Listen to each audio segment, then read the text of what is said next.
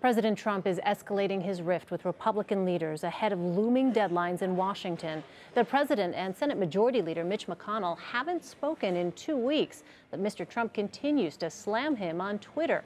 Thursday, the president blamed McConnell for failing to repeal Obamacare and attacked him, along with House Speaker Paul Ryan, for their handling of the debt ceiling, tweeting, quote, "I requested that Mitch M. and Paul R. tie the debt ceiling legislation into the popular VA bill, which just passed, for easy approval.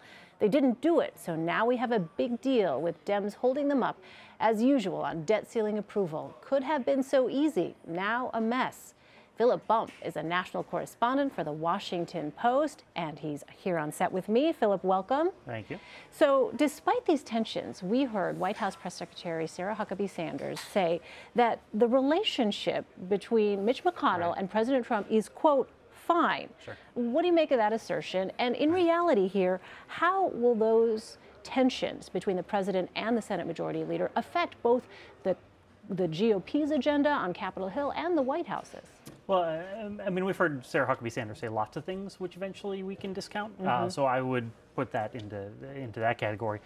You know, I think one of the things that was fascinating about what Donald Trump did this morning, Donald Trump came to Washington, D.C. having no experience in policy, having no experience on Capitol Hill, having no experience in actually building consensus around legislation, and it shows. I mean, that first tweet in which he said, oh, we should have just done the debt ceiling with this VA bill and it was popular, seems to like live in this fantasy world where adding an unpopular thing to a popular thing, the popular thing stays popular. It just doesn't make any sense. And so I think that what Mitch McConnell and Paul Ryan have learned is that the Donald Trump who pledged, I alone can fix it, I'm going to get all this stuff done, clearly isn't going to be able to do that. I think they're probably going to put together their own agenda, hopefully get things passed, they think, you know, by the Republican majorities that they have in the Senate and the House, put bills in front of Donald Trump that he'll eventually sign, and just sort of weather this storm, to use an apt analogy. So, you know, brinksmanship when it comes to the debt ceiling is not anything new in Washington, but you've got the limit deadline coming at the end of September, so could we be seeing a shutdown of the government? Well, I mean, we certainly could be seeing a shutdown of the government. I mean, the odds are extremely good. It is not, in recent history, we've seen a lot of these fights over the debt ceiling.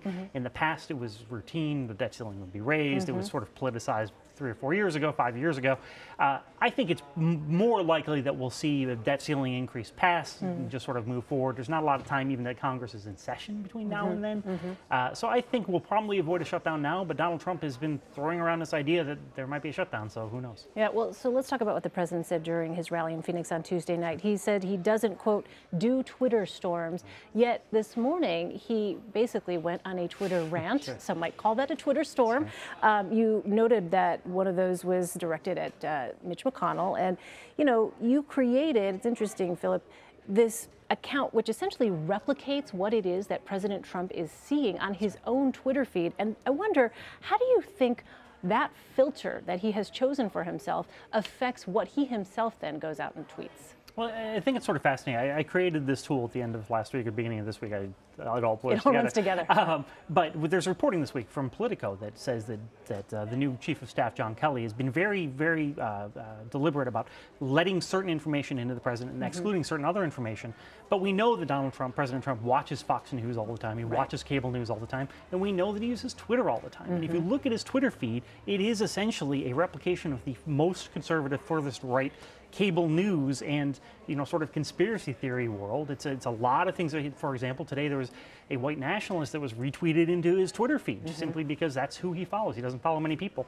And I think that shows us that no matter what John Kelly does in the White House as Chief of Staff to filter that information flow, he's still got his remote, he's still got his phone with Twitter on it, and that's going to influence how he sees the world. Yeah, and so then the question becomes, how does that affect policy, if at all? I mean, that's sort of the central question, because early on there was sort of this dismissal that, oh, these are just tweets, but these are presidential statements, these tweets. They are not something that in the past, you know, you might say, well, he doesn't really mean it. Well, he is the president of the United States. He is no longer a candidate. So what he spells out there could actually affect policy. Right, and we actually saw that with this ban on ban, transgender people in the military. I think the thing to keep in mind about Donald Trump is that he doesn't have policy positions. He was, during the campaign, he was proud of the fact that he wasn't articulating specific policies.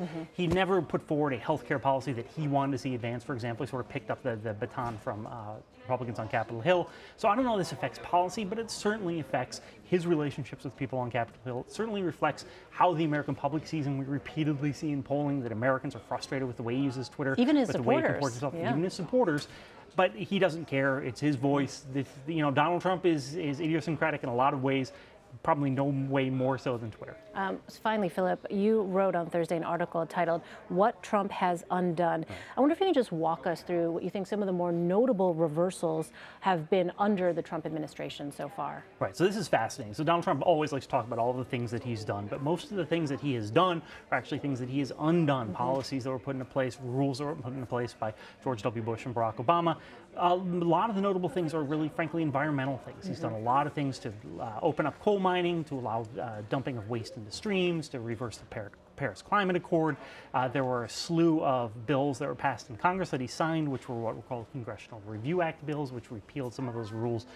So it really is the way that he is enacting his agenda, this staunchly conservative agenda, is primarily so far, since he's not having much luck passing the legislation, it's primarily through undoing things through regulation and having the people that run his cabinet departments sort of slow their roll in terms of implementation or reversing rules that were put into place. All right, we'll continue to watch it all. Philip, thanks so much for stopping by. Good to see you. Thank you.